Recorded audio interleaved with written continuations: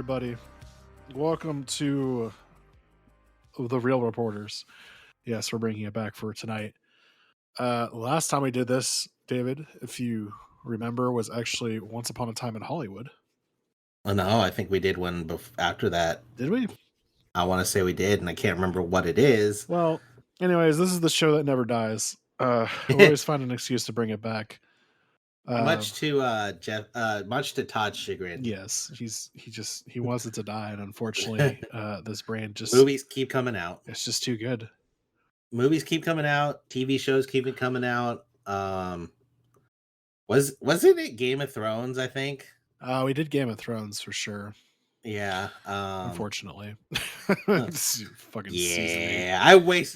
Okay. First off, I'm pissed off at you and my wife for that one. Hey, listen. What is dead may never die. And unfortunately, Fucking that's zombie how shit. we're bringing this back. So tonight, I'm actually drinking from my Star Wars mug from Galaxy's Edge. Ooh. Made a split-second decision to do that because I felt it was appropriate. We are talking about The Mandalorian Season 2. This is our retrospective. Season 2 just finished yesterday. So if you haven't had a chance to watch it, fair warning, there's plenty of spoilers that are about to happen. For the whole series, really. For the whole series, whole season of Season 2. I don't know if I want to quite start at the very beginning, but we've kind of talked a little bit about this on other podcasts, just very briefly. This season is obviously a little bit different. It was produced before COVID actually happened. So when COVID happened, this had already been shot. They were doing post-production on it. So he was able to finish it in a timely manner. That being said, we really don't know when the next season's coming out. So season three has not been confirmed. It has. Yes, it has. But we don't know when the release date is. It's actually going to come out at the same time. It hasn't actually. Another spoiler. Has it been confirmed, or? I could be wrong, but I'm pretty sure Dave Filoni said Dave Filoni and Jon Favreau said as such, but I could be wrong. Like I said, well, the reason why I'm a little hesitant to say yes is that I know it'll happen eventually, but I don't know if this is coming back next year. And it's not 2021. Well, that is next year, December 2021. So, but I mean that's still next year. Technically, it's still technically 2020 right now, right? Yeah, fair enough. So, anyways, that's kind of what we're looking at right now. Is basically we're not really sure when it's coming back. To kind of top off all of this, they actually announced a bunch of new shows that kind of fork off this universe at Disney's Investors Relations. So there's an Ahsoka Tano show coming out. There's what is it called? It's not the Dirty Dozen. Oh shit! And I love this because it's stemming off of the Clone Wars universe. Oh my god! Bad Batch. Bad Batch. There you go. Yeah, so they're going to be doing a show with that. So do you know who the Bad Batch are? It's clone troopers, right? Who was they were the ones that decided not to follow Order 66. No, that's well. So the Bad Batch are clone troopers that were genetic anomalies with desirable attributes. So one of them has extremely good eyesight and reflexes. He's obviously the sniper. The other one is like a big brute that takes a lot of punishment. He's kind of their bruiser / tank. Another one who has like extremely high IQ. He's their tech guy. So there's a couple of different. It's like a group of basically like disenfranchised clone troopers that don't quite belong, so they kind of form their own squad. They don't particularly follow any specific general. They're not tied to any Jedi. The only time they ever actually battled alongside a Jedi was during the last season of Clone War with Anakin Skywalker. So the whole Order 66 thing, it's a lot of speculation because they don't know if the brain chip was actually installed in these clones, which I personally suspect they have been. But there's nothing for them to shoot at or kill because again, they don't particularly follow any Jedi. Right. They're not part of a battalion that's led by a Jedi. Right. So that being said, there's a lot that happened this season of Mandalorian, and I mean a lot. Especially There's in a the ton of last Easter episode. eggs. There's a ton of Easter eggs. A ton of I would say universe tying, canon Yeah, tying for sure. so I kind of want to avoid getting into that, but I guess But that's your biggest gripe with the whole it is my season, isn't biggest it? gripe. So basically, the big thing about Mandalorian season one is that it didn't have like this whole universe tying thing. It kind of had some elements of it, like you were like, oh, I can recognize like stormtrooper helmets and stuff like that. Like it had just enough Star Wars to make it Star Wars, but it still felt separate in its own little like universe. And then season two came along and it really started to narrow the universe like a lot. And I'm talking like as soon as Ahsoka Tano showed up, um, maybe even before then. It definitely did if you're a Clone Wars fan. It's been so to be fair, it really actually started narrowing much Oh, with quicker Bo Katan. with Bo-Katan, but it was even before that. In the first season, towards the end, there was a lot of references to Rogue One, to a couple of different other offshoots Yeah, of the series, especially the Dave Filoni directed episodes. right. So, but it became far more apparent and far more um, fan serving, if you will, with the second season for sure.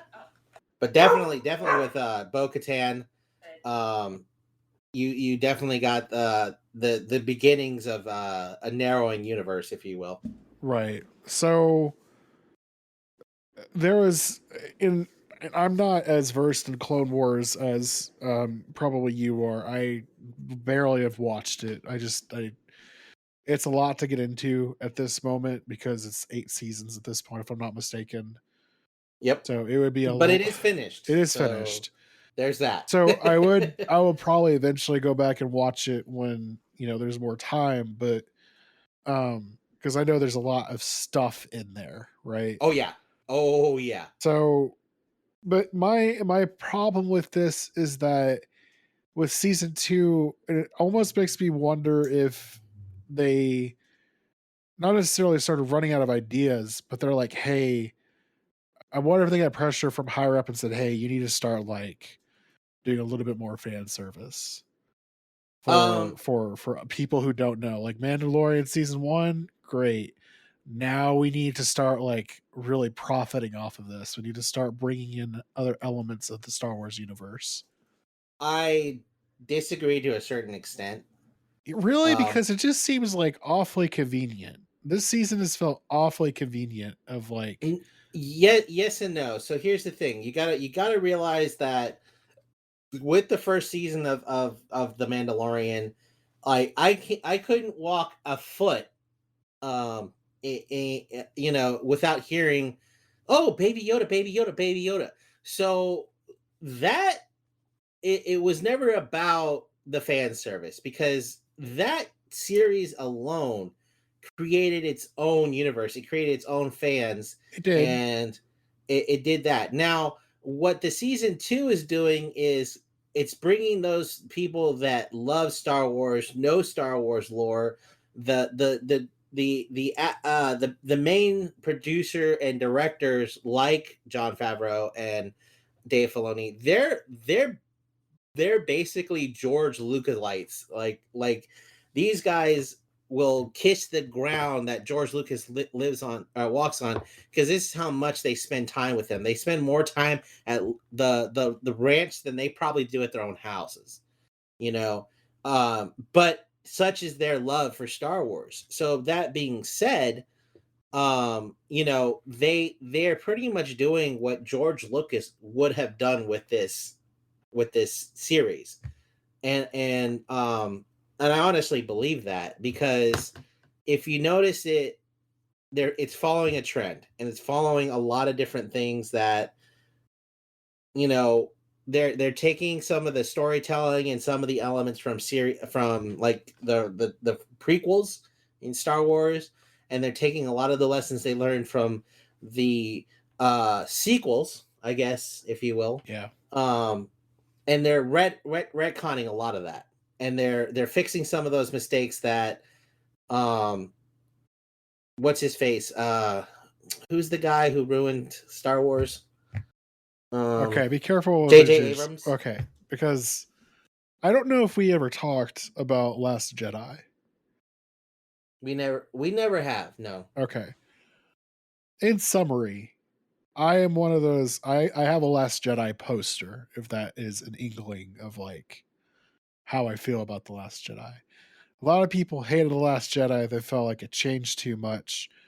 I thought it was a fucking like swift kick in the ass for the Star Wars universe. It was such a clean break from what Force Awakens did, which was like nostalgia. Force Awakens was like member berries shoved down your throat. Right. Like you And remember the Jawas? You remember the Chewbacca's? And that you remember the droids? Is unfortunately how I felt about Mandalorian season 2. I completely disagree with this, and I understand where you're coming from. I really do. Now, I also have a big gripe about this series, but we'll get to that. Is it the last episode? It is absolutely the last episode. Absolutely the last so, episode. All right, let me just say this real quick. Elements I loved about season 2. Moff Gideon. Love Moff Gideon. Cool dude. Villain. Right? Right, absolutely. He's great. I think they did a very good job of not having him like constantly be a looming presence. He's used very sparingly. I think he was like 4 episodes. Right. Maybe. He was used very sparingly. Yeah. Obviously he was always a threat. Mm-hmm. But it wasn't like, oh, I'm the Emperor, I must tell you what my evil plan is the entire time. So I mean that was pretty cool. Yep. He was an excellent bad guy. Yeah, there's the growth development between like Mando and I'll just say Grogu because that's actually his name. Grogu. Whether you disagree or not, unfortunately, that's his name. So Grogu is definitely his name. I actually kind of like it. It took personally a little bit for me to grow on me, but end of the day, I'm really happy they chose the name like that, because if anything, if it was with a Y, yeah, that would have annoyed me, because you had Yaddle, you have Yoda, like, too many Y's in there, too many Y's.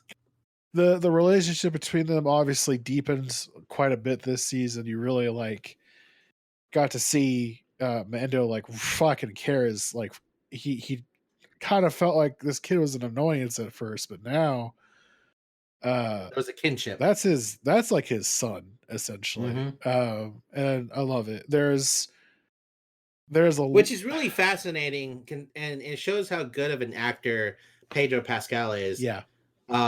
If he can all do that in a fucking blank ass helmet. Yeah, like he does a really good job conveying so much emotion through just voice. So like hats off to him for doing that. Right, and not only that, but like the dub work that he's doing, when he's doing the voiceover and everything like that, they have to alter it a little to sound like he's talking through a microphone, right, through a helmet. So he's doing a phenomenal job Yeah, with the and voice acting. so I mean, obviously, like that relationship deep in this whole season. Hmm. The I mean, we could all obviously just go here. Like, it obviously shows the extent that he's willing to go, especially in these last couple episodes. A, removing his helmet, B, like Twice. twice, B, like getting into armor that isn't his own. Like you could Right. just tell like the shame that he feels from having to do Um, that. Not just shame, but mostly like uncomfort. Yeah. Like you can definitely tell he's Well, uncomfortable. especially like when he's on top of that fucking convoy and he's getting his ass kicked. Well, yes and no. So you got to remember this guy. Here's the thing. Uh, he's got pure Veskar armor, Right. which isn't something that happens. Right. So this is how you got to realize how you don't really notice it or really understand it the first season, but this season, the second season, really goes to show how much of a powerhouse Mando or Din Djarin, Darjin, or I fucking can't say his name. He is as an actual like Mandalorian warrior, Right. because it's very rare to have a full setup of armor like he does. It's even rarer to have it as pure Veskar. Most of all these Mandalorians that we see between Bo Darren and, I'll dare I say it, motherfucking Boba fucking Fett, he's the only one with pure Veskar. Everybody else has some sort of mixture or unpure Yeah. set, which is still extraordinarily strong, because Veskar, the metal itself, if you know anything about metallurgy or even just basic science, you'll know that it's an energy dispersion armor. It's a material that basically negates any type of energy or temperature. And so that's how he's able to deflect bolts and also obviously lightsabers, which we'll get to later. But the fact that he's got pure Veskar is obscene, because it just doesn't happen. Right. It just doesn't. So But yeah, anyways, what I was getting to, he doesn't have his armor anymore, so he goes to block right. these attacks. Like, oh yeah, I still got my fucking invincible ass fucking armor on, because his entire fighting style is based off of that fact. Right. He gets a very sharp reality and reminder that not everything is as powerful as his armor. Fucking plastic ass bullshit armor. His armor fucking shatters when he first Plasticine. wants to block it. I mean, it just goes to show like that armor ain't shit. Yeah, the stormtrooper armor is obviously not very good. But speaking on that episode, Bill Burr back again for a second season. I loved Phenomenal. him. Yeah, I loved him as Mayfield, man. And it's funny because if you ever listened to his comedic work before, he likes to latch onto things, and he will just grind it to a pulp when he's making fun of this shit. Right. One of those things is actually Star Wars. Right. He I was like I said, I know he doesn't particularly, in quote unquote, care for Star Wars. right. So like when he was on the show, I was just like, that's kind of fucking interesting. But I think he did a phenomenal job. They did so much with his backstory in so little time. Yes, absolutely. Phenomenal acting Yeah. in the second season. Um, there was a lot going on, a lot of drama going on in that episode, when he was on the hunt to find Grogu's location with the Grand Admiral. Yeah, it's so funny though, because like he's going on about like, Empire, New Republic, they're the same thing. They're just, people don't really care. They just see you as like the enemy on their land. Which is Which what I found super fascinating about that episode. well, it's extremely telling because like um just as they're about to be killed by those pirates, guess what comes swooping down? Fucking TIE Fucking fighters TIE fighters and and saving their stormtroopers. asses. Stormtroopers are coming out, and you're just like, oh shit, are we rooting for like the bad guys now? Right. Well, and it's really fascinating. I want to say Kevin Smith, didn't he do a Clerks skit about this? I want to feel like he did. So here's the thing. Um, you got to think about it. The rebels, Yeah, the New the Republic. terrorist Yeah. organization known as the Rebel Alliance, blew up like several million people taking down that Death Star. They Oh, blew up dude. several million people taking down that Death Star too. Some poor janitor is taking there, going plunging some shit out of a toilet, and then he goes blown up. Yeah. I'd be kind of pissed. I mean, it's incredible when you really think about it. Like the New Republic necessarily aren't the good guys in some cases. Like you want them to be the good guys, and obviously they're better than space Nazis. But Well, I mean, we're following basically, space priests yeah, so because that's what the Jedi are. like when those fucking TIE fighters when he got like stranded on the ice planet with the fish Yeah, lady. yeah, Um like the TIE fighters come down, they're like, hey, you better identify yourself or we're gonna fucking take you in. right. And there he was just like he X-wings, like X-wings. X-Wing, sorry, thank you. Yeah. And he was like, help me get off this planet. And they're like, meh, meh, no, we'll just not shoot you. And they just leave. And I was just like, The damn, fuck? son, that's pretty fucking rude.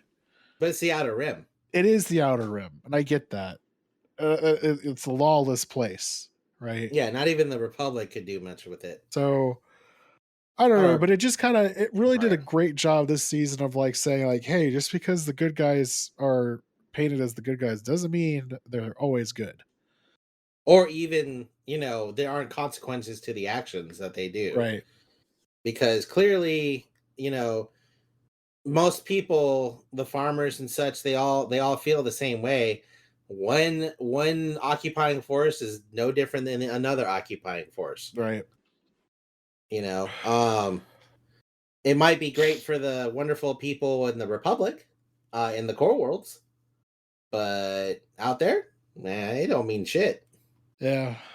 And in So fact, yeah, go. let's talk a little bit about the controversy this season has yielded. Okay, what controversy? Well, I don't feel like it's controversy, and you don't feel like it's controversy. I honestly don't know. So tell me. Well, this whole fucking Grogu eating the eggs. All right. Oh, I forgot about Yeah. that. Listen. He's a kid, Listen. an alien child. Listen. Not only that, but like he's just trying to fucking survive, dude. He He's doesn't know any hungry. better. He's hungry. I don't know why everybody was like, "Oh my god, he's so fucking How the evil." fuck do you think ducks feel about us eating their fucking eggs Right. Whenever or someone was chickens? complaining about that, I was like, y'all need to shut up. So that's that. Y'all are whiners. Shut the fuck up. End of story on that particular note. Right. Moving on. End of controversy. So I don't want to quite get into the last episode just yet. Please but let's not yet. I'm not ready to be enraged. I'm having a nice discussion. So I will say, even though I didn't necessarily want Ahsoka Tano to show up in this, I thought they did a really great job with her. She was really well introduced. Rosario Dawson did a wonderful job. Obviously, it's one of the new series that got announced, so she's going to have her own spinoff show doing God knows what. So I had some issues with her, but at the same time, I can see why she was chosen. Well, who would you rather have chosen? Honestly, I haven't really been able to figure that part out yet. Because it's funny because they brought in the voice actor for Bo-Katan to play Bo-Katan. Yeah. So and I was hoping for the voice actor for Ahsoka. True. She has, I don't know if I want to say the right body type, but like her voice and her looks is what I imagine Ahsoka Tano to be. Her manner, her, like, if you watch her in like the voice actor of Ahsoka, and I can't remember her name off the top of my head. Eckstein? Something like that. Yeah. If you watch her during like panels and stuff like that, she has the general like vibe of what you'd expect Ahsoka Tano to be like. With Rosario Dawson's portrayal, you have a certain level of sarcasm, a strong sense of like elitism, um, just from her facial expressions. Um, Yeah, kind of. and, I can see that. and like I think it's just her face to me that has doesn't have the necessary level of like care and worry and general like desire to do good. It just doesn't have that correct portrayal. Now she's an awesome actress, and there's a lot of like warrior type roles that she's phenomenal in. This isn't one of those, in my opinion, because I don't think of Ahsoka Tano as like a battle hardened warrior. Not even after she like left the Jedi Warrior because the Jedi Temple and disowned the Jedi's. Which was one thing that Because really annoyed you, by the way, about that episode. right, they called it the Jedi, and I didn't see a fucking Jedi in that show. Where the fuck was the Jedi? Ahsoka Tano's no goddamn Jedi. Well, She never even made it to knighthood. but not only that, she like never denied it either. She was just like, "Oh yeah, I'm not a Jedi. I have the lightsabers that I could do the Force, like I'm Force sensitive, but I'm not a Jedi." Well, so here's the interesting part. She could easily have taken the Jedi Knight trials, passed, and became a Jedi Knight during the Mandalorian War. They even Leota's even offered her the station towards the last, like right before Order 66 happened. So the last 3 episodes of the Clone Wars series ends and it begins and ends at the same time. The Revenge of the Sith starts and ends. So they're very much, you see the Order 66 happening from not only Ahsoka Tano's point of view, but also Darth Maul's point of view. yeah, so I need to get into that at some point for sure. There's a lot of additional lore that will really make season 2 more enjoyable. Yeah. All right, so let's talk about some of these other characters. Obviously, we talked about Bo-Katan. So do you know who Bo-Katan is? Yeah, so her sister was the former leader of Mandalore. She was one of the leaders of the Mandalore before during the Galactic Civil War, yes. Right. So and Obi-Wan Kenobi had a thing with her sister, so that's all I remember in that regard. But so basically she's trying to restore order, or rather restore Mandalore to its somewhat former glory. Her big thing is she's trying to get the Darksaber because that's what, you know why? Yeah, because that's what if you have that, that basically says to everyone, "Oh, you're the one true ruler of Mandalore." Yeah, kind of. So the Mandalorian Darksaber was forged and created by a Mandalore who became a Jedi. That's how the Darksaber happened. Right. So the Mandalore was the ruler of Mandalore. Like I guess you could say the war chief would be your best accumulative title for that position. So the it used to be the helmet. That was the way to tell who was the Mandalorian ruler, was by the helmet itself, and that was passed on from ruler to ruler. And then it became a Darksaber because it was represented as the way to. It was the thing that said, oh, it helped them bring back their old culture. So Bo-Katan's sister brought about a pacifist version of the Mandalorians, where they became more of traders and stock market manipulators because of the fact that they had Beskar. And so Beskar is the most precious metal in obviously the Star Wars universe. Think of it kind of like adamantium from the Marvel universe, or even better yet, the Mandalorians were very similar to the Wakandans in the Marvel universe. And think of, Sure. Beskar is very much kind of like vibranium. So that being said, there was a specific sect called Dark Watch or Death Watch, one of many that were against the pacifistic ways of the new Mandalorians. But Death Watch actually happened to be one of the lieutenants happened to be Bo-Katan, and so she was against her sister's rule, mainly because of the fact that they didn't act like Mandalorian warriors, and because of that, there was a civil war going on during the Old Republic days, before the fall of the Republic and the beginning of the Empire. And so that's how the Darksaber kind of came into it being a mantle of power, if you will. So here's the weird thing about that, though, and we'll get more into it in the when we talk about the last episode. But the Darksaber doesn't actually belong to Bo-Katan in a way you think it does. Well, if I'm not mistaken, though, it's not necessarily that it belongs to her. It's that whoever wields it and has won it in battle is seen as the ruler. So she's trying to reobtain that weapon in order to unify her people again. It's not that it's hers by right. Well, yeah, you're right. It's not hers by right, but it never was hers by right. And I'll tell you why later. But isn't that the point? Isn't that the point of the Darksaber, anyways? Is that any Mandalorian could wield it? Not necessarily, and that's where it gets really convoluted. And this is where it's becoming a weird kind of like plot hole, where it can go one of several ways. So again, we'll discuss that later. So Bo-Katan, leader or one-time Death Watcher, that's how she was familiar with the Mandalore and the Way, because the Mandalorian Din Djarin, how do you say his last name? He's a child of the Watch. Yeah, exactly. So he's a child of the Watch. So he's a psychopath. Well, I don't want to call him a psychopath.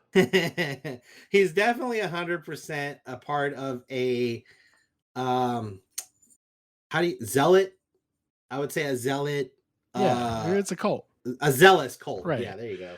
But like, and that's something else interesting to point out is just that, you can be from anywhere, you learn something, and you're raised one way, and you just kind of follow that blindly until that gets challenged. Which I hate to say it, but that's what a religion is, right? So. Yeah, basically, I mean, if you think about it, religion is something you're taught and or indoctrinated into. You learn about it, it gets challenged. You either accept the fact that you're for it, or that the challenge is valid, or what have you, and you continue doing your life the way you want to. Whether you follow that religion or not. So obviously, I think what's happening is that with Mando in general, he's starting to bend his creed. He's making a lot of exceptions, especially in season 2. He's making a lot of exceptions, and I think it's because his beliefs have really been shaken, but also because it's starting to become apparent that his love for something, in this case Grogu, is really like going to be the thing that trumps everything else. I mean, he's willing to like fucking sacrifice everything. Literally, and it's rip Razor Crest. Oh man. I literally yelled out in that episode. I go, no! I was so distraught. So let's talk a little bit about that actually.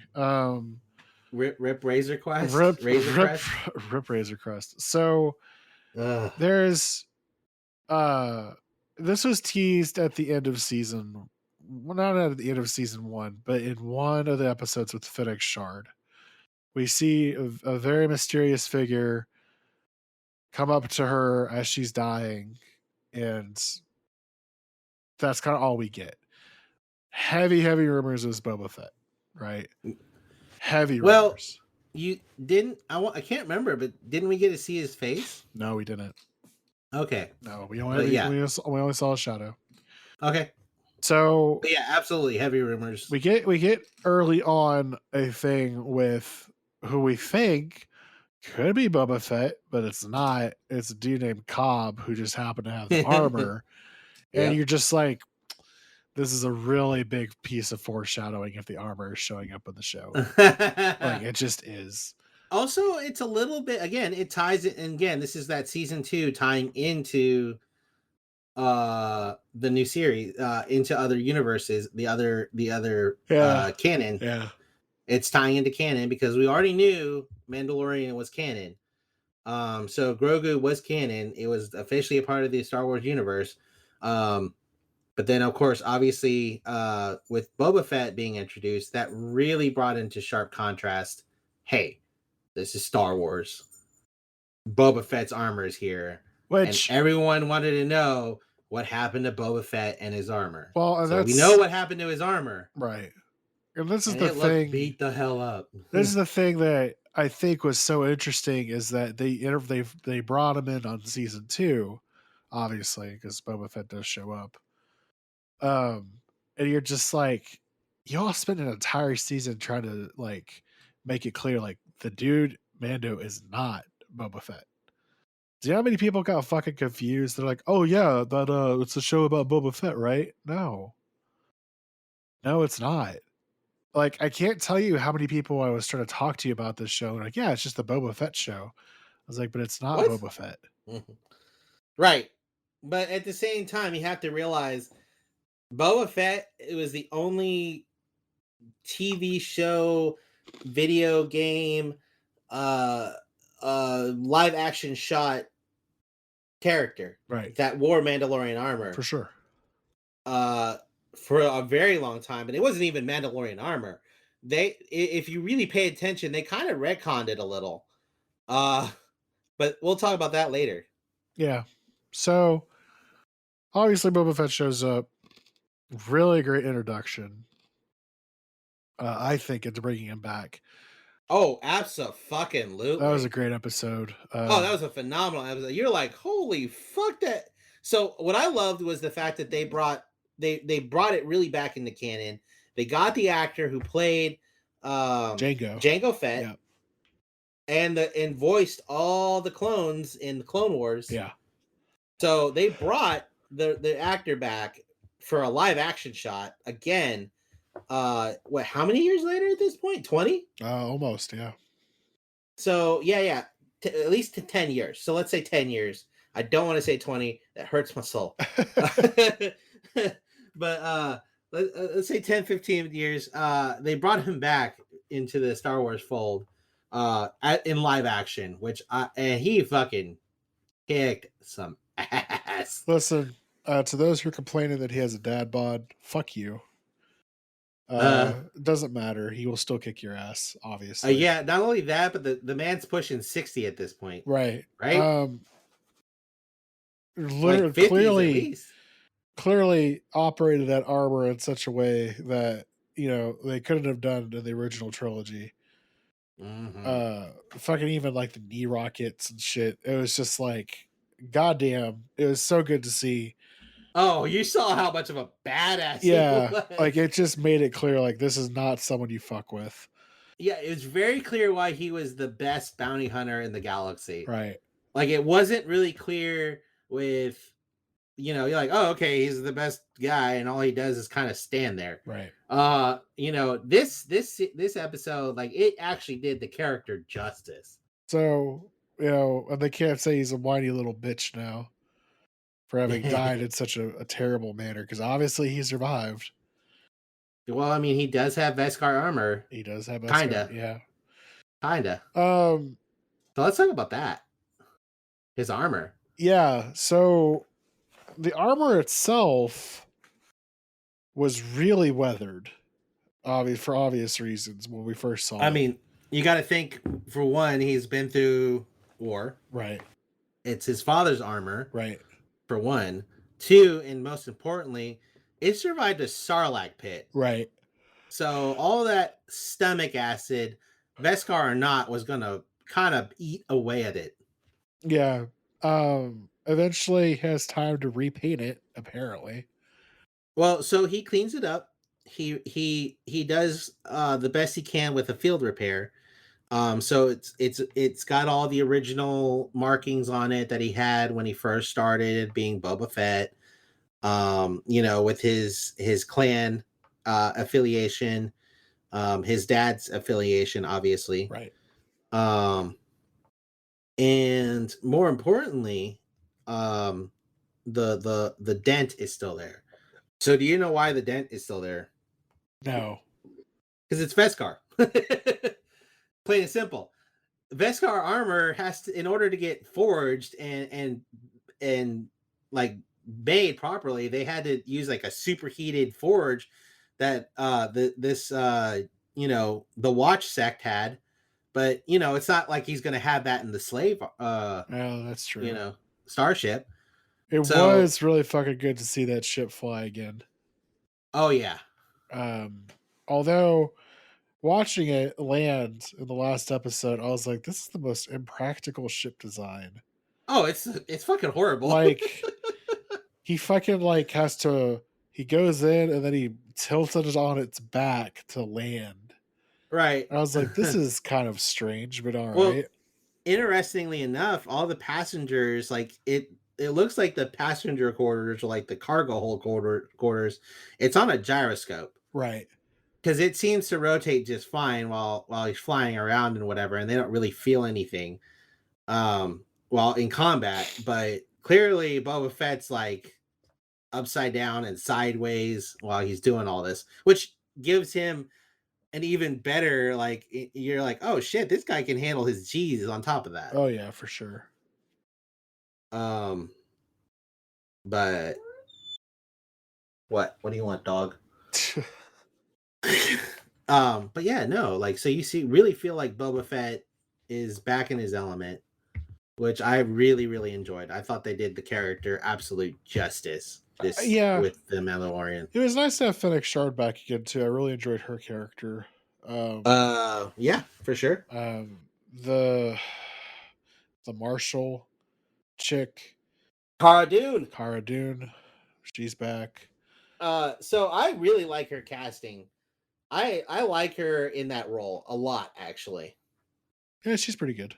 Well, for one, obviously, if you don't know her background, she was an MMA fighter, so you know she's not built like a petite little Princess Leia.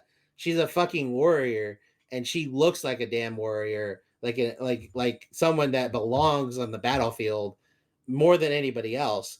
That one episode where she picks up uh Mando and drags his ass into the bunker house, Right. that's legit her doing that. They didn't even get a chance to like swap it out with a fake or anything. That was her literally picking up uh what's his face? Pedro Pascal. Yeah, Pedro Pascal and hauling his ass into the room. That's awesome. Yeah, so that shows like she's legit strong on top of that. So like she's no like she like her strength is real. And they showcase it more often than not. And especially, like, I gotta say, like, spoiler alert, last episode, she fucking decimated storming that ship. I love the cursing when she's in the fucking she's like, oh fucking gun jammed. And they're just like staring at her. She like bops it on the fucking floor. And they're just like, Are you gonna be okay? Are you gonna be able to carry us here? I just that was great. I'm like, you're like, it's a goddamn laser gun. What jam? oh man. I'm pretty sure someone's gonna say something like, "Oh, there was carbon dust in the tubing." You know, something's dumb, something stupid. stupid. The Dark Trooper is pretty cool. Oh, Obviously, holy shit, that was fucking nuts. obviously had such Iron Man vibes, and to me, obvious for John Favreau to have directed that particular aspect. I mean, I wasn't saying I was having flashbacks to Iron Man 2, but I was having flashbacks to Iron Man 2. Everybody keeps calling them dubstep droids, which I mean, oh my is god, fair. I need to see it. Someone quick, go on YouTube, make a video. Which is fair considering that it's just anytime they put up just fucking dubstep soundtrack. You know, I actually I think it's time we get to the last episode. We're getting close to an hour now. Oh, damn, already? Yeah, we're 45 minutes in. Wow. Wow. So there's a lot that happened this season. Ahsoka Tano, Ahsoka Tano, Bo-Katan, Bo-Katan, Boba Fett. Boba Fett. But nothing like what happened with this last episode. The last episode. So go ahead. Tell us what happened. Luke Skywalker, man. Yeah, that pissed me off. I loved it and hated it at the same time. Okay, so here's the thing. Here's how it all goes down. They steal they steal a shuttle, a la Empire Strikes Back, a la Return of the Jedi. You know, and they steal a shuttle. They hijack one and they go under the guise of dying, being under attack by Boba Fett. They crash land into the light cruiser that belongs to what's his face. There was a great moment where they're like, "Get out of the launch tube," and they're like, "Nah." and the Empire's like, "Oh shit!"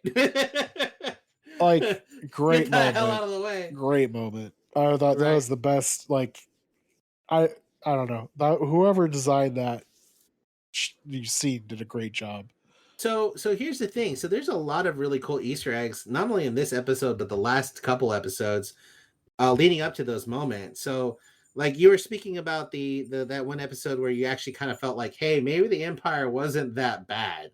Yeah. Maybe they weren't that terrible of people. Maybe the rebels weren't that great either. Right. You know, so if you didn't know, there was throwbacks to not only Rogue One with a lot of the, like with the Imperial gunners and some of the troopers, but there was also throwbacks to Clone Wars, and I think, yeah, that should have been it, with a lot of the armor design. Battlefield 2 is also in there too. Right, exactly. Or yeah, Battlefield 2 Operation Cinder. Right. Mm-hmm. Which was, you were correct. Crazy. Yeah, Operation Cinder was definitely in there, which again, it's one of those things where you're just like, huh, okay, it's really tying in some of this universe. It really is. Which, it's hilarious to me because, like, that game was universally panned by everybody. So it's redeemed itself a bit. It's kind of, whenever they kept teasing this Jedi, it was about 3 episodes before the finale, I think, or maybe even 2, where they're like, hey, if Grogu reaches out in the Force, a Jedi might feel that, right? And you're like, okay, what Jedi could do that? Well, you got several. A lot of people were saying maybe Ezra Bridger might show Ezra Bridger, right, from Rebels. Cal Kestis maybe from... I was thinking Cal Kestis. That would have been interesting. I would have loved that. And it's kind of a shock to me that they didn't do that, because the guy who plays Cal Kestis, like, is an actual actor. That's his fucking face, right? That's him. That's his body too. So if, like, he just showed up, you'd be like, perfect match. Right, exactly. Perfect. That's fucking Cal Kestis. I know who this guy is. And now the thing is, though, I don't know if they could have aged him that well, but they probably would have done a little bit better than what they did with Luke Skywalker. But Cal Kestis, correct me if I'm wrong, what timeline is that? Is that not, like, right after? It's so here's the thing. So it happens between episode 3 and episode in between episode 3 and 4. Well, they wouldn't have to de-age him or anything. If you think about it, like, Luke looks the same age, relatively speaking, between all 3 movies. Right. That's fair. He would have aged at least 10, 15 years at this point. So they would have probably given him a beard to give him more of a mature look. Sure, that's fine. That's what I would have thought. Like someone who's a little weathered, who's been fighting the Empire, who's been searching the galaxy for signs of Jedi. He's what I would have thought of. And here's the thing. When our intrepid group found themselves on the bridge, After after fucking Mando won the Darksaber in combat and rightfully earned the Oh title man. the Mandalore. So that particular like plot thread, you It's feel it's definitely just season 3. it's definitely gonna be in season 3 because like they had to just leave it be Uh-huh. because of the ensuing battle that happens. Right. Right, with the Dark Troopers that came Which, back. like, I'm gonna be honest with you, Mando don't give a fuck about that. What's gonna probably happen is that they're gonna have a battle, quote unquote, Mm-hmm. and he's just gonna lose the dark saber. I don't know what that means that she has to kill him. I don't think that's how that's going to go down. You don't think so? The reason why I'm going to say that is because something's going to happen where he's going to have to utilize the power of the Mandalorians. He's going to have to unite them for whatever reason, for a greater cause that he couldn't do otherwise. So you're thinking that maybe he does lead Mandalore for a bit? I think he will. That's interesting. Yeah, I could see that. And here's the thing: the reason why I'm saying that is because they're building him up to become the Mandalore, the ruler of Mandalorians, because so he's old school Mandalorian. He believes in a lot of the old school ways of the Mandalorians. So a lot of people will get behind that are Mandalorian that claim to be Mandalorians. Right. They like that kind of like uh, warrior style, right?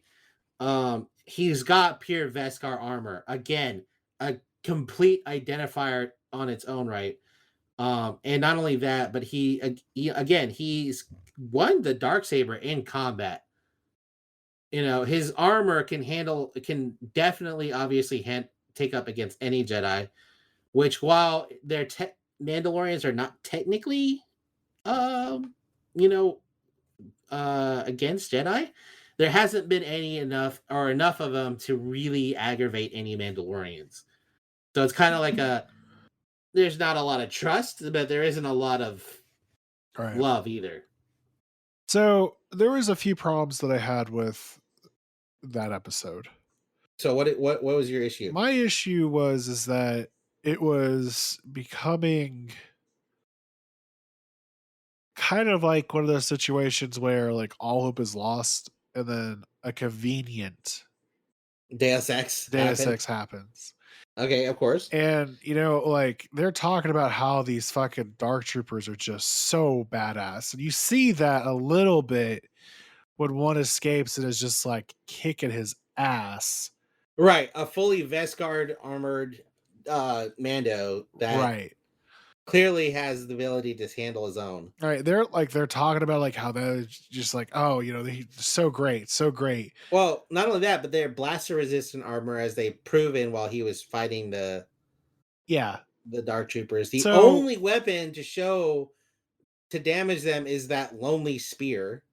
The pure Beskar spear, yeah. Right. Which Julia was getting pissed because she's like, "Where's the fuck is his spear? Use the goddamn spear!" And eventually uses it, and she's like, "Thank you."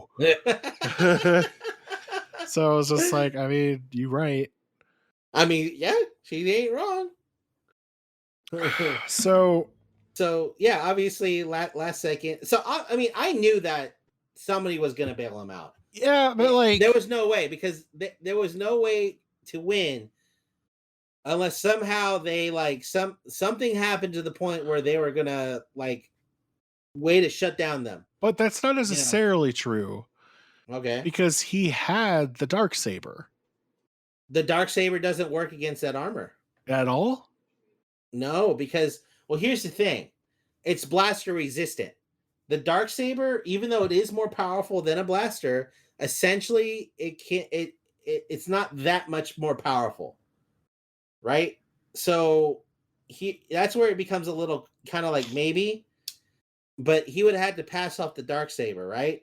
Well, hold on just a second here. Are you saying the Darksaber is not like a lightsaber? It isn't. In what way? So the power source, and I could be wrong, but because I'm just reading this up just because I'm not as familiar with the lore on this, but Right. it's powered by a kyber crystal, A black kyber. a Yeah. black kyber crystal. They say in the episode that it could cut through anything Uh-huh. Except for pure Veskar. except for pure Beskar, which a regular lightsaber couldn't either. Right. Um, I, I want to say like this is just a black lightsaber, like from what I can tell. So I could be wrong, but I don't think it runs at the same, I guess, power output. I I vaguely think remember it something, does. and I could be wrong. Like I said, I vaguely remember someone doing all the fucking nerd shit, and I could be thinking of something from Legends. Again, that's the problem with this Star Wars universe, and then bringing back Legends stuff is you're going to get confused with some of the old lore with some of the new canon. you know, um, but that being said, let's say it could have cut through some of the droids, but you got a platoon heading towards you, all wielding blasters, all with deadly precision, and all of them don't have Beskar armor. 3 of them do, the others don't. No, I know that's true, but he could have, you know, Like he could have passed off his spear, he could have used the black one that leaves 5 people defenseless. 2 people, eh, 3 defenseless, 4 I defenseless get it, people. but at the same time, it's just like, all right, let's just throw this out here. Obviously, there's force powers that play when Luke is going through his thing, right? So right, and I was honestly thinking, oh fuck, Grogu's about to go force nuts on these guys. Right, which would have been That's what my thought was. interesting. So conveniently, right? Fucking A Tie Fighter. fucking X-wing shows up, Sorry, and as soon as I thank saw you. that goddamn X-wing, I'm like, God damn it, no. Yeah, so just conveniently flies in, goes in the docking bay, a cloaked figure starts going and And killing the dark troopers, and I'm like, that's a green lightsaber. yeah, and I knew right away it was 100% Luke Skywalker when you saw his lightsaber. Right. Like you actually saw the hilt. Yeah. So So like gloved hand, one hand not, and a hilt and dressed in all black. God fucking damn it, it's Luke Skywalker. I both loved and hated that. I loved it because holy shit, this is Luke Skywalker in his prime. This is a powerful fucking Jedi just fucking murdering the hell out of these damn droids that did like the Mando barely could fucking scrape by beating one. He's just going, fuck you, you're dead. so I want to talk about the Uncanny Valley a little bit here The who in because now? the Uncanny Valley. Okay, what is an uncanny Uncanny valley? Valley is where you can look at a 3D character and there's just something slightly off about it. Oh, so we're gonna talk about that really damn bad deep fake? Yeah. So the obviously it's not Mark Hamill doing the physical thing. It's not. I'm sorry. They did bring in a body double to play quote unquote Luke Skywalker. They then took Mark Hamill's face, they de-aged it just like they did for Rise of Skywalker. And to a certain extent, like they did for Last Jedi. They didn't do it as much in Last Jedi, but it's very, very similar to what they did for Carrie Fisher in Rogue One. So at the very end, de-aged his face, slapped it onto this guy's thing. They did bring in Mark Hamill to do the voice. So Right. that is Mark Hamill actually doing the voice. I assume they lightened it a little bit to make it seem younger. The effect was a little jarring. Right. It was definitely very fake. Like, it wasn't as bad as Moff Tarkin in Rogue One, but it was still a little unsettling. And Correct. not only that, why Luke Skywalker? At the end of the So day, why? here's the thing. Sebastian Stan is my like Oh, everybody. they need it. they need to not have Mark Hamill I in this get role. I agree. Everyone was like, "Oh, Sebastian Stan should have just played him, and it would have been Right, end and of that's the day." thing. Here's the thing. So if you're gonna do like Luke Skywalker, this would have been the perfect opportunity to, if you will, pass the torch. And I didn't want Luke Skywalker in here. Main reason why, I mean, he was the best choice, obviously. He's the only one that's a fully trained Jedi. He's the only one to master 3 different forms of lightsaber combat. He is the only one to really, you know, do anything that would be considered Jedi like. Right. Because if you think about it, Ahsoka Tano never reached Jedi status, knight status. Right. And she's Uh, like, "Hey, I'm not the person to train this." I apologize. Jason, yes, Real Reporters. We did bring it back. If you don't remember what Real Reporters is, long story short, it was our movie podcast that we had. Todd doesn't like movies, so he killed it. What, 3-4 years ago now at this point? Oh yeah, for sure, easily. It's been a long time. We bring it back for special occasions like tonight. So, Real Reporters. So yeah, obviously Ahsoka Tano couldn't do it. Clearly Jeff Bridgers is probably still on the other side of the galaxy because we haven't heard anything about Admiral Thrawn. Ezra Bridger. Right. And then you have yeah. Hold on, I'm not done yet. I know where you're going with this. I'm not done yet. Obviously, they weren't doing shit. What is his name? Cal Kestis. Cal Kestis. The only one that may have worked besides Luke Skywalker, because he was never confirmed killed, is motherfucking I forgot his goddamn name. Talking about Kanan Jarrus? No, hell, who? Kanan, from Rebels. No, he died. Oh, thanks. I didn't know that. Really? Spoilers. I haven't watched the show. Oh, motherfucker. Damn, for real? I only watched like season 1 or 2 of Rebels. Wow, fail. Yeah. Anyways, get with the show, please. It's only like 5-10 years old at this point. Anyways, so no. Are you talking about Mace Windu? Yes, Mace Windu. You motherfucking no. Yes. Listen, I can understand Boba Fett. I can wrap my head around that. And in fact, they're gonna explain how that happened. For sure. They're gonna explain it, right? Okay. But Mace Windu, really? Are you saying the most powerful Jedi in the world, beside that was just as powerful, if not more powerful, arguably, than Yoda himself, couldn't escape a little fall? Really? Heavily wounded. Regardless. Heavily wounded. Listen, if the day they bring back Mace Windu, because let's just be honest, it's probably going to happen. I would probably stop watching. I would be that livid and be like, listen, I love me some Samuel L. Jackson as well, but I mean, he's gonna have like a cane. He's gonna have a limp. It's just not necessary. I'm sorry. Like, it's just not necessary. I honestly, I agree with you. He would have been my last choice. I would have rather had Luke Skywalker. No, I would have rather had a rando. I'm serious. I would have rather had a rando show up and be like, "Can you trust me?" Because you might not be able to. Right. I could be a Sith Lord. Right. It could have been Snoke. It could have been. Well, no.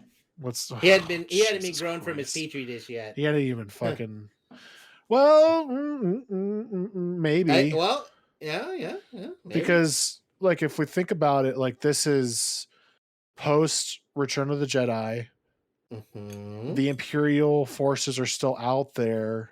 Mm-hmm. Eventually, they're going to transition to being First Order. Right.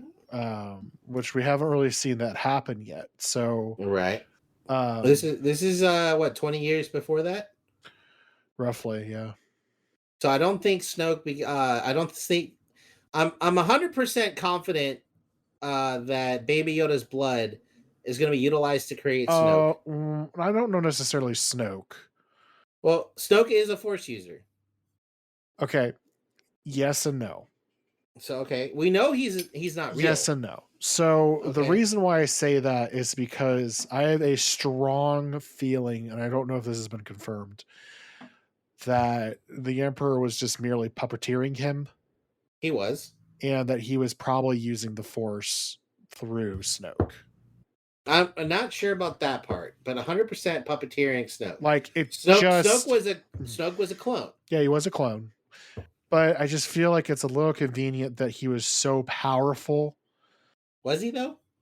If you think about it, I mean, he was the one that was bridging, quote unquote, Rey and Kylo. Palpatine was, but he Yeah, wasn't. yeah, yeah. But that's what I'm saying. Like, I think it's because he was controlling Snoke, and through Snoke, he was using Snoke as a quote unquote living vessel and Uh-huh. controlling the Force through that. I don't think he would have entrusted a clone to have powerful Force powers. Like, I think he would Right, have been right. too paranoid for that to happen. Because, like, Well, there's true, but at the same time, it wouldn't be above him to have some sort of safety net to, blow up Stoke or something, or like an Order 66, where he just terminates listen, himself. you know, Rise of Skywalker. Ugh. So many problems with that. I don't know if we ever did a real reporter. I think I think we're eventually going to have not necessarily bring real reporters back like full time because obviously there's not a lot happening right now in terms of But next movies. year, The Kingsman. Next year, Bond 65. Next year, Well, uh, no, what I mean is that I feel like this is good to bring back for like retrospectives like this to where we can right. really like delve into like one specific topic and just kind of like Really, really take it really apart. take it apart as Right. opposed to like, oh, let's talk about this new movie that just came out. um I feel like eventually we're going to probably have to have like just a general Star Wars discussion about like how we felt about the sequels, Right. how we feel like what's going to happen next, because not only are the TV shows happening, they announced Rogue Squadron that's coming out from Wonder Woman director Patty Jenkins. Right. Taika Waititi's got his own Star Wars movie coming out, and Hmm. if that doesn't excite you, um, I don't know what should. I don't know what can. like that excites the shit out of me. Like he made Thor great. Oh, So absolutely. like just imagine that kind of director Tongue in style. cheek. Like just imagine the wheelhouse that he could do. Not only that, but we're supposed the supposed new trilogy from Ryan Johnson is still happening. Yep. And you can say, "Oh, Last Jedi was terrible," blah blah blah. I think the man, if he isn't constrained by having Skywalker be a thing, he's not constrained by like the original trilogy. No, I right. think He's got a lot of Star Wars I think to him explore. doing kind of an original like trilogy on his own, because he's a fantastic writer. And if you disagree with me, I strongly encourage you to watch Knives Out, which was an amazing movie. Um, Oh, very amusing. I think he would do a really good job with just like his own tale. Now, whether that's I have a strong feeling that it's going to probably be New Republic based. Or it's so here's the thing. He has the ability to look at the old republic, the high republic, the new republic. There's a lot of thousands of years that he could play around with, or he can create an entire universe, an entire saga, and never touch any of the Battle of Yavin stuff or Right. Skywalkers. So I'm looking forward to that. I'm tired of Skywalker. I don't want to hear the fucking name anymore. Like Yeah, for look, sure. here's the thing. What pissed me off was like people are like all over YouTube. I'm getting, oh, I cried. I was so emotional. It was the best. No, fuck that. It wasn't. It was terrible. They could have chosen a lot of different actors. They could have chosen a lot of different characters. There was a plethora of different new faces they could have added in uh, to this ending. It didn't have to be Skywalker, and I was kind of pissed that they keep fucking digging up that old fucking grave. You know, Yeah, um, and just unfortunately, um, I like wish it would have been something else. I they wish. just need to let the saga die. I mean I like I said, I have mixed feelings. I love the fact that he was like fucking destroying the dark troopers. Like he just fucking wailed on them, and it was awesome. Like it was right up there for me as that one scene in Rogue One with Darth Vader, where you really got to see what they were capable of. Right, for sure. And that's where I both loved and hated it, because you're like, okay, they did Luke Skywalker justice, and then they fucking did it bad because he was Luke Skywalker. Oh yeah. So that's my thing. I mean, other than that, I absolutely loved it. Personally, I loved Ahsoka Tano coming back. Boba Fett, again, they did the character justice. They did what they should have done with the sequels, the trilogy with Rey. Um Again, uh fucking Luke Skywalker actually, like, you show Luke Skywalker being a real Jedi. Not some fucking angry ass teat drinker. Right. Uh, So Give me just a second here. I'm trying to do some quick things real quick because apparently we're having some problems. Uh-oh. So yeah, that's my thing. Like, I think that was why I couldn't get emotional with the show. Um, I think just the fact that you saw his X-wing was jarring enough for me to kind of be taken out of the series, the show. And then obviously the face with the DH Luke Skywalker just didn't play well with me. That threw me out even more from the show.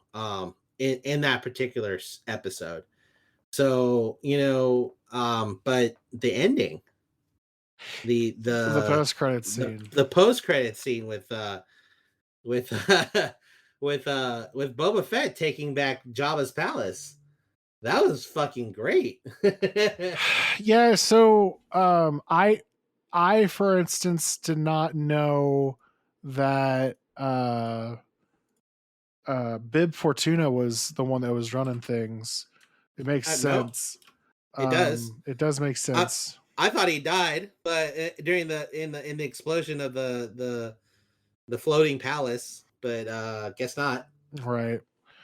So he was fat too, dude. He like really. I mean, he's a gang lord. Like, why wouldn't he's constantly getting fed? I Uh, suppose I mean, in the prequels, Jabba the Hutt was skinnier. that is true.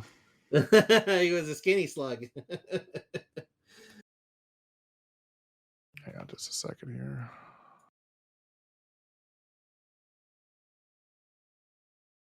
All right, cool. I was just we also have another podcast that's about to start recording retrospects. I don't know what episode it is. I don't even know what they're talking about, but they You are. can catch him at 9 You p.m. can catch them at Fox night, Standard Time. right? So they're recording another podcast on our other channel right now. I was just basically bringing them on in.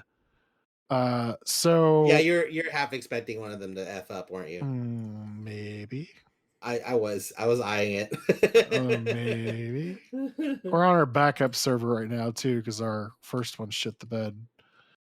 Womp Um, womp.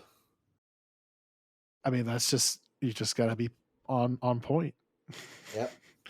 Yep. Backups are the backups. So yeah, the cutscene very interesting. The book of Boba Fett is what's coming out in December 2021. Fairly ambitious timeline for Yes and no. for now. So if you watch Disney Plus, if you have a subscription, They explain how they make the Mandalorian, and they go in depth with how they made the Mandalorian too. The filmography on that is just absolutely stunning. Did you get a chance to check that out? Yes, you talked about the 3D. Yeah. Yeah, so with that, that's actually really cool. If you're not familiar with it, you can watch behind the scenes footage, especially for season one. But basically, just imagine you're on a soundstage, but around you, 360 degrees, is just giant projector screens, essentially. No, Are they they're LED LED screens? screens. They're Giant LED LED screens screens. And then all around you like a big 360 canopy. degrees. And then they take a game engine, in this case, Unreal Engine, and actually Uh-huh. generate all the environments and backgrounds With all the with lighting. all the lighting. It's actually kind of astounding to watch because, like, um, even the very Well, first frame of season one, episode one, where he's like walking on this like bridge and it's like mhm. icy planet and everything like that. The entire background is 100% computer generated, and he's just walking on a bridge prop essentially. So it's just like it's really cool how they're able to do that, and it really Right. um it's astounding because it means that they're able to remove going on location uh more so now than Right. before. And they use VR headsets to control the camera, Yeah. which I thought was cool. Yeah, it's definitely really neat. I'm glad to see that kind of technology being used. Um it's really really cool tech. If you haven't had a chance to see it, I definitely encourage you to look at the behind the scenes. Also, really cool. They have a behind the scenes featurette of the Razor Crest rip, um, in which they were like, "Hey," John Favreau was like, "Hey, I learned from George Lucas, or it was somebody else." He's like, if they make a model of it, you get to take it home with you." And so he was like, maybe we could make a practical model, just for lighting. And it's really cool because they show like how they built it, 3D printing it. So they're merging old tech with new tech to Right. make it practical. And there's a fair amount of scenes where it's actually the practical model that they used for, like, especially in fight scenes. Um, that they filmed and they used that in the actual show. So that was really cool. Um, but also the dude who runs Industrial Light and Magic, who's the CEO, John Knoll, is Mhm. in the pits with them, making a custom motion tracking camera rig for that ship. Uh-huh. Really cool. Yeah, oh yeah. Also, fun fact: John Knoll helped co-create Photoshop. Uh-huh. And you So can tell. It really paid off. smart dude. Oh, Yeah, it's amazing. It's amazing stuff. But reason why I brought that up is because that helps them reduce a lot of production time. yeah, no, I don't disagree with you, but what I'm trying to strike at is that obviously when they announced these other shows, um, they probably had a good idea of like what they were writing. Here's Hmm. the problem though. Um, Basically, they now have Dave Filoni creating the Ahsoka Tano show. Uh-huh. They also have the Bad Batch. Uh-huh. They also have Obi-Wan. They Uh-huh. have Mandalorian season 3. They Uh-huh. have this Boba Fett show now. Uh-huh. There's a lot of these creators who are dedicated to Mandalorian are now being like spread out over multiple projects. Yep. So what I'm Do you think saying, you're thinking something's gonna suffer? no, what I'm saying is that Mandalorian, we may not get this next year. We may actually get this 2 years from now. Which honestly I'm okay with. And the reason why I'm saying that is because it ended not necessarily on a cliffhanger. They don't even have to bring the Mandalorian back at all as a series. Because it was basically all about Grogu and his journey to Jedi training and the man who helped him along the way. Yeah. And they don't necessarily have to bring him back in a series. He can make special appearances in young Luke Skywalker's Jedi Temple. That he can make appearances in Ahsoka Tano. He can make several different appearances in a lot of different things. They don't necessarily have to bring him back for season 3. Obviously he's going to have to be there for kind of the handoff, right? Because Right. eventually Grogu can do whatever he needs to do. Man, they're having some problems over there. Good Lord. All right, let's wrap this up so you can go help them. We might both have to hop over there. So thank you guys for tuning in. Obviously, this is a little bit longer than I was expecting. It's Definitely. But I really hope you guys enjoyed it. We will be back. We have to. We have to. On December 2021. In December 2021 for Mandalorian. So we might be back a little bit before that. We'll see. I definitely think we're going to have a James Bond podcast. We definitely will. I know Jim will be happy to join us on that one because he's a Bondophobe. He is. Or wait, does that mean you're scared of Bond? Yes. So Bondophile? Bondophile. It just sounds dirty. I don't know why. All right, everybody. Thank you so much for tuning in to Real Reporters. Everybody have a great night and happy holidays, because this is probably going to be the last opportunity we'll be able to say that before next week. Y'all have a great night. Take care. Bye. Bye.